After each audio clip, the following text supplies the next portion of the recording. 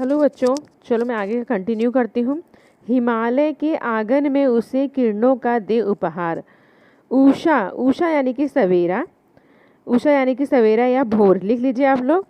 ने हंस अभिनंदन किया, अभिनंदन करना यानी कि स्वागत करना, और पहनाया हीरक हार। हीरक हार यानी कि हीरो का हार। यहाँ पे मैं कठिन शब्द बताती जाती हूँ, भावार्थ बताऊंगी, फिर बाद में भावार्थ आपको लिखवा दूंगी बच्चों, ठीक है। तो इसका भावार्थ देख लेते हैं। हिमालय के आंगन में उसे किरणों का दे उपहार। तो यहाँ पे जो कवि हैं वो क्या कहना चाहते हैं जान लेते हैं।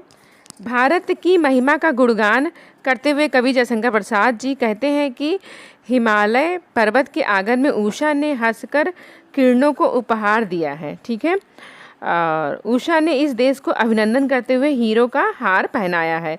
अर्थात सूर्योदय का जो पहला किरण होता है ना, वो पहले हिमालय पर पड़ता है, हिमालय के आंगन में पड़ता है।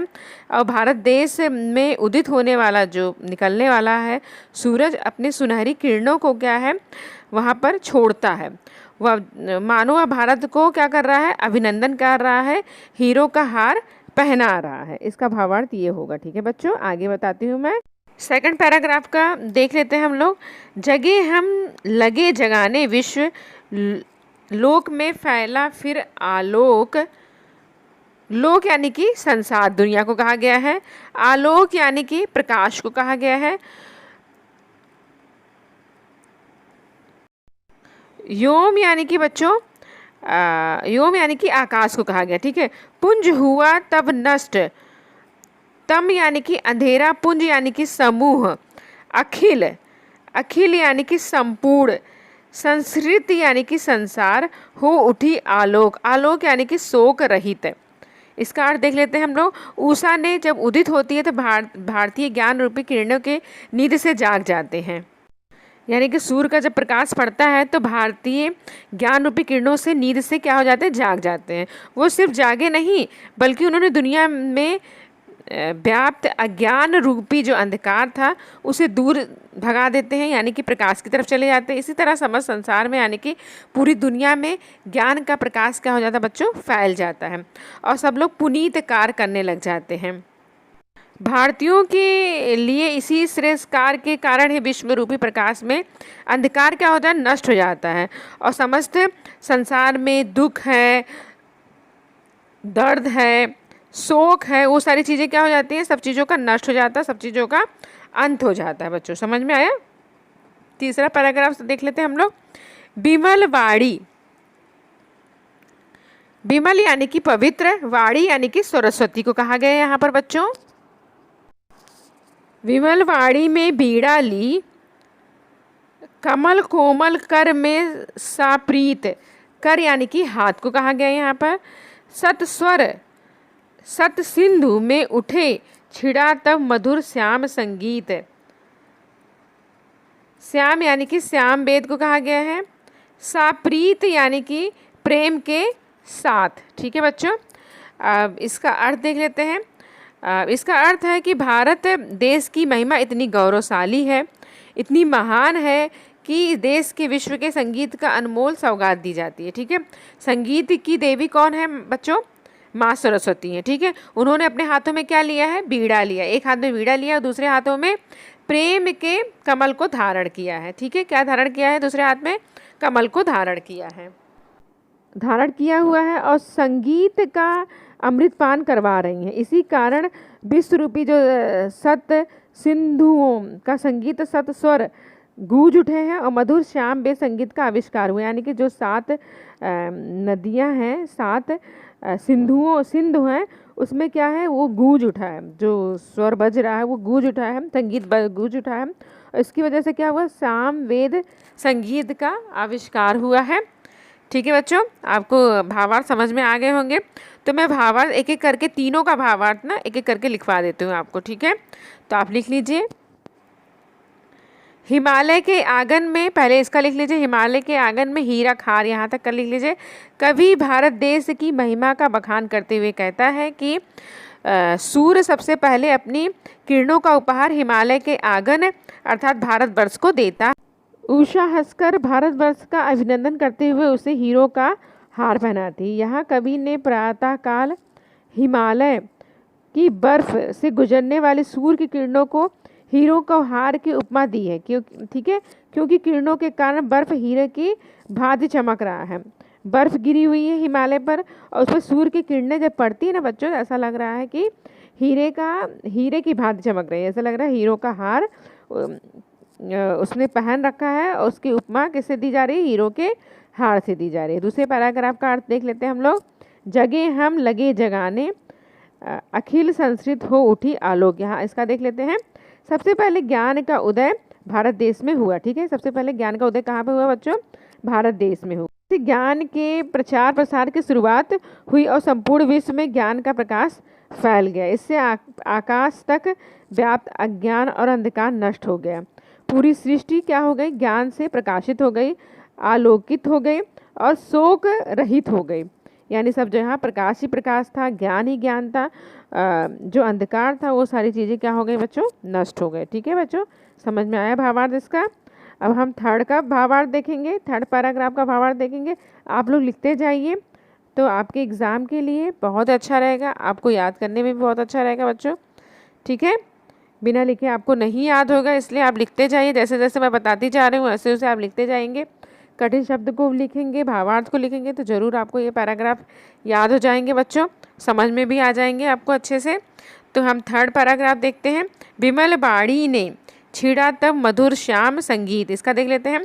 कवि कहता है कि विद्या की देवी कौन है बच्चों? विद्या की देवी सरस्वती हैं। ठीक है, सबसे पहले कृपा किस पे की? उन्होंने भारतवर्ष पे की। ठीक है, उन्होंने अपने हाथों में क्या ले रखा है? ठीक है, तो हमारी विद्या की देवी कौन है? सरस्वती है। उन्होंने सबसे पहले कृपा हमारे भारतवर्ष पे की है। उन्होंने अपने कोमल हाथों में प्रेम से वीणा को क्या कर रखा है? धारण कर रखा है। और उस वीणा से 7 नदियों के प्रदेश अर्थात प्राचीन आर्वत भारतवर्ष में 7 स्वर गूंजे और फिर श्याम वेद संगीत का आरंभ होता है, यानी कि निर्माण होता है, आविष्कार होता है। ठीक है, जब 7 स्वर गूंजते हैं तो किसका आविष्कार होता है बच्चों? श्याम वेद के संगीत का आविष्कार होता है, निर्माण होता है बच्चों। ठीक है, समझ में आया आपको? तीनों पैराग्राफ आपको समझ में आ गए होंगे भावार्थ के साथ। कठिन शब्द भी मैंने लिखवा दिए हैं। तो आगे के अब 3 पैराग्राफ और देखते हैं हम लोग। विजय केवल लोहे की नहीं, धर्म की रही धरा पर धूम। लोहा यानी कि शस्त्र कहा गया यहाँ पर, धरा यानी कि धरती को कहा गया बच्चों। बिच्छू होकर रहते सम्राट, दया दिखलाते घर घर घूम। तो इसका अर्थ देख लेते हैं हम लोग। विजय केवल, भारत पर कई बार विदेशियों ने क्या किया? हमला किया। जैसे हम आप लोग को पता ही है, विदेशियों ने बहुत बार भारत पर हमला किया, फिर भी भारत की अखंडता क्या रही? कायम रही। ठीक है, कभी फूट नहीं पड़ी।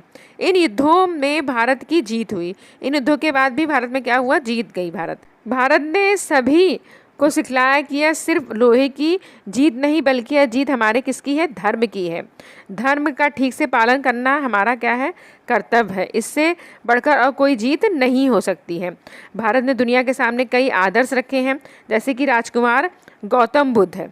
ठीक है, बौद्ध भिक्षु हो गए और उन्होंने जगह जगह जाकर क्या की? दीक्षा ली और दया का पाठ सिखलाया हम सबों को। ठीक है, दया का पाठ हम लोगों को क्या करा? उन्होंने सिखलाया। ठीक है, घर घर घूमते हुए उन्होंने दया के बारे में बताया हम सबको। गौरी को दिया दया का दान, यहाँ से लेकर सिंहल की भी सृष्टि का देख लेते हैं। दूसरा पैराग्राफ का हम लोग इसमें गौरी यानी कि यौन यानी कि एक सम्राट को कहा गया। ठीक है, तो यौन को दिया दया का दान, चीन को मिली धर्म की दृष्टि, मिला था स्वर्ण भूमि को रत्न, सील की सिहल को भी सृष्टि। सील यानी कि पंचशील को कहा गया, सिहल यानी कि श्रीलंका को कहा गया, सृष्टि यानी कि रचना को कहा गया बच्चों। ठीक है, तो इसका हम लोग अर्थ देख लेते हैं, व्याख्या देख लेते हैं। भारत देश में यौनों पर दया दिखलाई गई। भारत वह देश है जहाँ पर यौन शासक सेल्यूकस निकोटर को युद्ध में पराजित करते हुए बाद में चंद्रगुप्त की क्या हो गई थी? मौत हो गई थी। यौन युद्ध में परास्त हो गए थे, फिर भी भारत के वीर क्षत्रियों ने उन्हें दया के रूप में जीवन दान दिया। ठीक है, आज चीन, जापान आदि में धर्मोन्नति निरंतर फैल रही है। ठीक है, वह भारत की देन है। किसकी देन है? भारत की देन है। आखिर हमारी इस स्वर्ण भूमि को भगवान गौतम बुद्ध के रूप में अनमोल रत्न मिला है।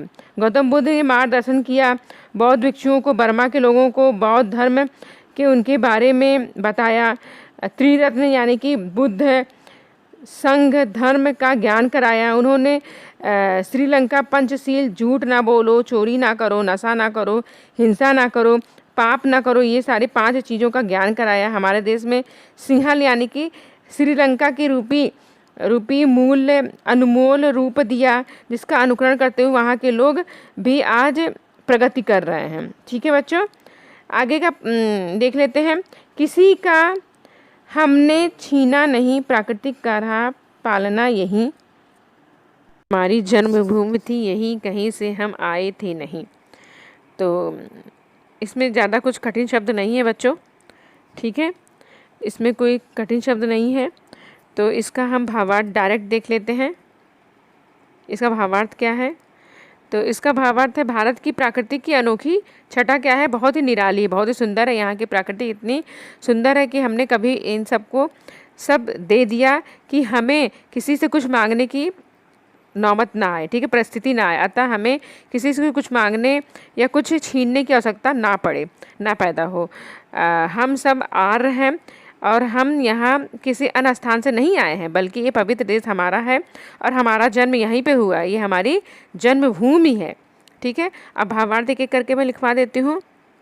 पहले हम विजय केवल इसका लिख लेते हैं बच्चों। कवि कहता है कि भारत में लोहे अर्थात शक्ति से अधिक धर्म की शांति का बोलबाला रहा है। यहाँ चक्रवर्ती सम्राट अशोक ने भी जनमानस के कल्याण के लिए अंततः अपना राजसी वैभव त्याग कर भिक्षु के रूप में जीवन यापन किया है और घूम घूम कर लोगों को शांति एवं दया का संदेश दे रहे हैं। ठीक है बच्चों, समझ में आया? कभी कहते हैं कि भारत में लोहे अर्थात शक्ति हमेशा अधिक धर्म और शांति का बोलबाला रहा है। यहाँ चक्रवर्ती सम्राट अशोक ने जनमानस के कल्याण के लिए क्या क्या किया है?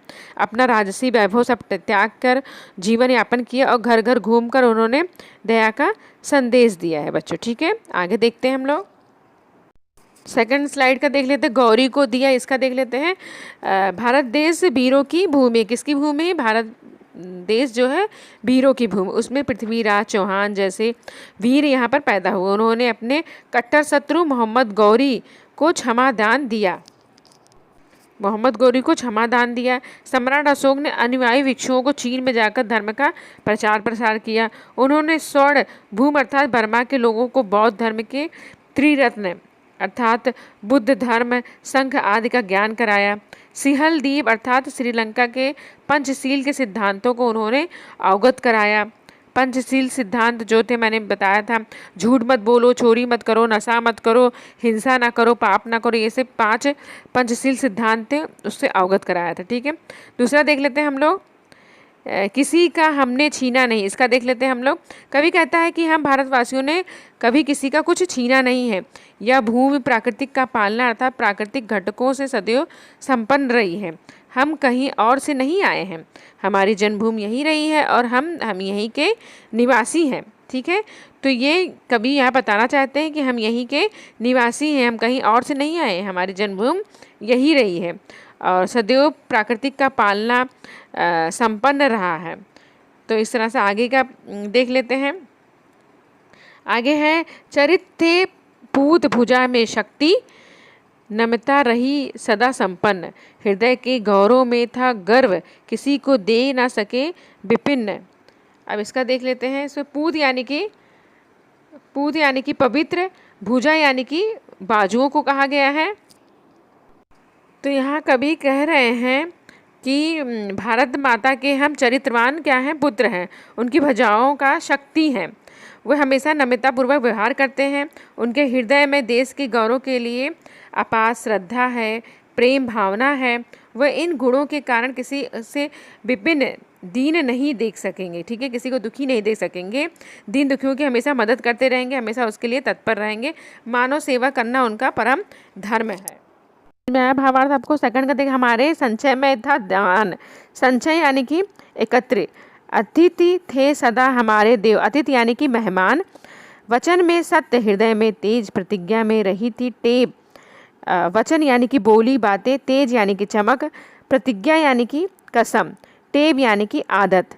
तो इसका भावार्थ हम देख लेते हैं बच्चों कि यहाँ पर हमारे संचय, इसका देख लेते हैं। कवि के मतानुसार क्या था, भारत देश को सोने की क्या कहा जाता है, चिड़िया कहा जाता है। ठीक है बच्चा, हमारे पास धन धान्य की कोई कमी नहीं थी, इसी कारण दान देने में भी हम पीछे नहीं हटते थे। हम हमेशा यह सोचते थे कि अतिथि देवो भव, इसकी कल्पना हमेशा करते रहे और इसी का पालन भारतवासी लोग करते रहे। भारत माता के पुत्र वचन को महत्व देते थे, जो भारत माता के पुत्र थे हमेशा वचन को महत्व देते थे। जैसा कहते हैं कि वैसा करते हैं, जैसा कहते थे वो हमेशा वैसे ही करते थे। हमेशा सत्य वचन बोलना, हृदय में तेज था और उसी का प्रतिज्ञा करते रहते थे। ठीक है बच्चों,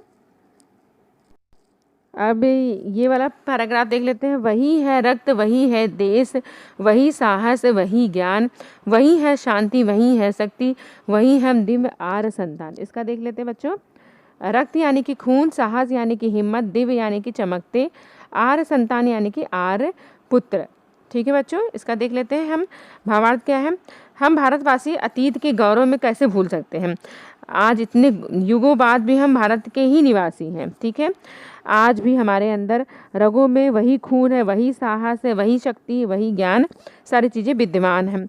आखिर हम उसी दिव्य आर्य के ही क्या है, संतान है, पुत्र हैं, हम जिसने भारतवर्ष में भारतीयता को जीवित रखा है।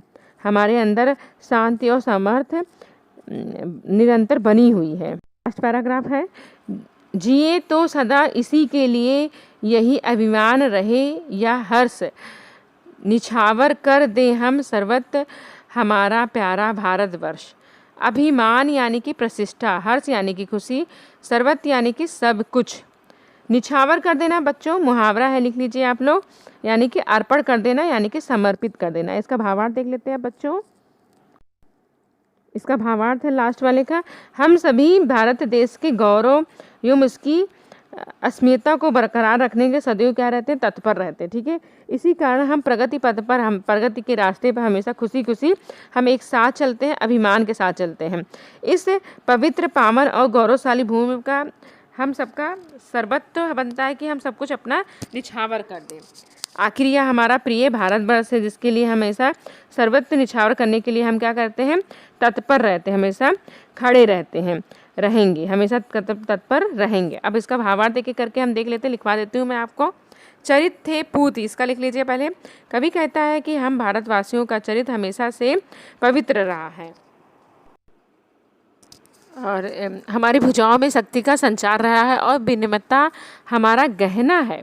भारतवासी होने के नाते हम सदैव गौरवान्वित रहते हैं